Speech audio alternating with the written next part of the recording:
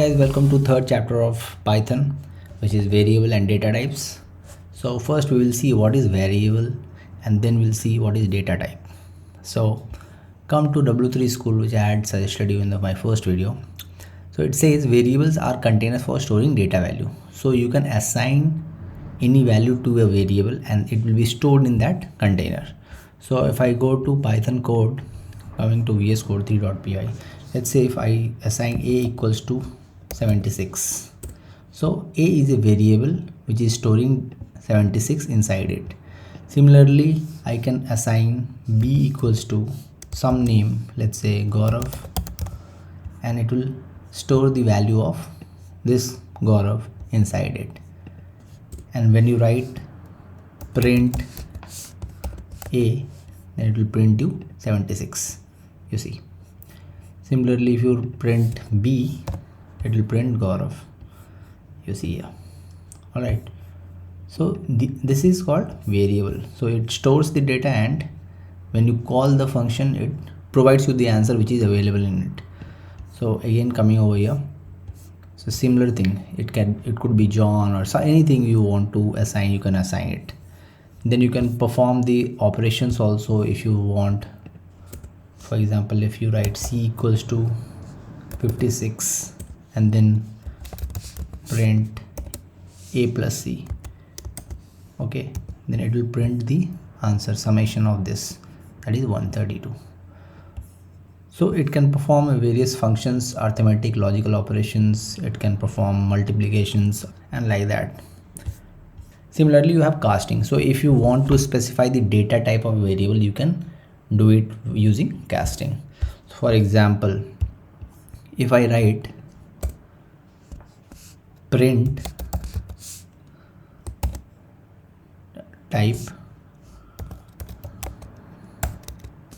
of a, so what do you think what it will print? It will print me integer. So it will tell that your this data is a is nothing but, I'll comment it out, is integer, you see, int. Okay, let's say if I write something like Sammy, okay, so what it will print? So if I give print type of a, it will print me string because it is a str, it is string over here. If I write something like 67.07, so what it will print me? Float type, because it is a float type. So like that. So you can specify it, but what if you write a equals to str of 62.70. Now when I print type of a, it will print me a as a string and not as a float. So you want to see, you just run it, see, str is not defined, I'm sorry, this is str. Now you run it, you see, it is a string type. It is not telling me that it is a float type because I have casted it into string. So that is what exactly it is saying over here. Okay guys, so like that you can go through this. There are enough examples which if you go through, you will understand what exactly is variables, and it is, trust me, it is very easy to understand. You have your code also, you can try it yourself. If you click over here, like say x equals to John and x equals to John, it says that a single quote and double quote, there is no difference in this. Okay, so it will print John only, the answer will be John. You see, print x. Also if I go to like, see, if I'll just comment it out, or rather I will delete it. So if I write a equals to 322 and then I write print a, so obviously it will print me 322. Now what if I write a equals to, a equals to 21, so which one it will print? You tell me, comment it in the comment section and let me know. So I'll run it, you see, it will print me 21. So the latest one, whatever data will be fed to it, it will print that only instead of 322. Alright guys, so this is all about the variables. Then you have different exercises which is available over here. I'll suggest you go through it so that it will be clear to you.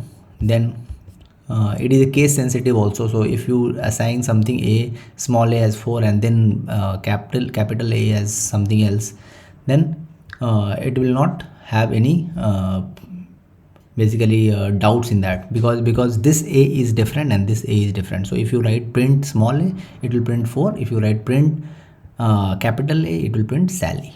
All right. Then coming to variables name, and it is same like your variables name cannot have a space in between. Variables name cannot have dash in between. Variables name cannot start with an integer. So you have to keep it in mind. You can try it over here. I'm not going into that much detail, but this is exactly what you require, because until unless you practice yourself, you will not be becoming a pro in this. So the only solution to become a master in Python is to practice more and more. Once you start practicing these things, you will definitely have a grasp on the subject, and definitely you will be able to understand in a better way. Similarly, assigning multiple variables, you have like x, y, z equals to orange, banana and cherry. So if you write print x, y and z, it will print orange, banana and cherry. So you can try it over here. You see. So you can copy this code and you try it in your VS Code also. It will print the same thing. Then you see same these are the same value over here. So it will print 3 times orange. See, it has printed 3 times orange. My only aim is to make you understand in a very simple way, and this particular website is more than enough to make you understand things in a very simple way. Similarly, unpack of collections, same thing is there. And output variables, like if you write x equals to awesome, I'll just copy this, Control C, and come to VS Code, and I'll write over here. I'll just delete this. So x equals to awesome, print Python is plus x. So it will print me Python is awesome. So you see Python is awesome. All right, guys. Similarly, you write print Gaurav is, and you write like this, plus x. Then it will print me Gaurav is awesome. So you see, Gaurav is awesome. You can give some smiley also. It is up to you. Like if I want to put some smiley, let's say,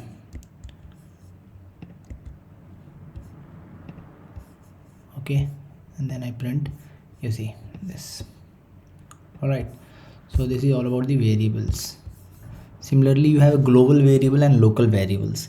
Global variable is something which is defined outside a function, whereas local variables are something which is defined inside a function. So function part, since you have not gone through it, all those who are beginners of in Python, they might not be aware about this function, but don't worry, I will tell you subsequently. It is just like we are defining a function, myfunc, wherein I just declare that print Python is plus x, and where is x is awesome over here. So when I call this function, it will print me this plus whatever variables are over here. So same thing which we had seen in the previous slides. Similarly, local variables are something like if I write x equals to something over here, I'll just copy this code and come to VS Code. So let's say I write it like this. See, when I call this function, it's printing me Python is awesome. Let's say if this x is a global variable, sorry, and if I define x over here, x equals to is a bad guy, let's say. So now when I call this function, what it will print, tell me? It will print the local one. So Python is a bad guy. It's like that. So Python is a bad guy. So this is all about the local variable, and this is global variable. So local variable takes priority over the global because it is defined inside function. It is not defined outside function. That is why this local is taking priority. Now the next thing we have is some of the exercises which has been given to you. You can try these exercises and you can see how much you have understood. It will give you a very fair idea. So guys, I'll request you all to go through these exercises and do it by yourself so that you have a good grasp regarding the variable subjects. After that, we will come to data types. So Python data types are different types of data we have. Like we have string data, we have int numerical type data, like which is int, float and complex number. Then sequence type of data is list, tuples and range, which we'll be studying in the subsequent classes. Then we have dictionaries also, we have sets, we have boolean, we have binary type also. So coming to the data types, if we go, so we have different kind of operations which can be performed in Python, where is on the data, that is arithmetic operations, assignment operations, which is equals to, plus minus, comparison operators are there, then logical operators are there, and or not, and comparison operators are equal to, greater than, less than, equal to, and like that. So if you write x equals to 5 and print type of x, it will print you basically an integer. If you write 5.0, it will print you float. Then if you print x equals to str of 5, then it will print you string. So like that you can go ahead and you can try. So print type of x, it will be integer, int type. Okay, so you can submit your answer and it will tell you an answer. So show your answer, so it is int type. You see, you can hide your answer. So in this way you can try it, and very beautifully it has given Python data types. Then we have you can see a setting of specific data types, like str hello world. So this hello world is a string type. Then if I am defining it as int 20, then it is an integer. Okay, then float 20.5 is a float type of data. Then complex conjugate 1j I plus j is kind of a complex number. Then we have list, tuples, which we will be studying in the subsequent slides. Alright guys, so this were the variables and data types which we have understood over here, and I hope you like the video guys. If you like the video, subscribe to my channel and I'll get you more and more new videos on Python.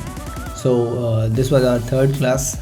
In coming classes we will go through the chapter strings, wherein we will see what is string and what it does actually, and different types of strings and different types of functions which can be performed on a string.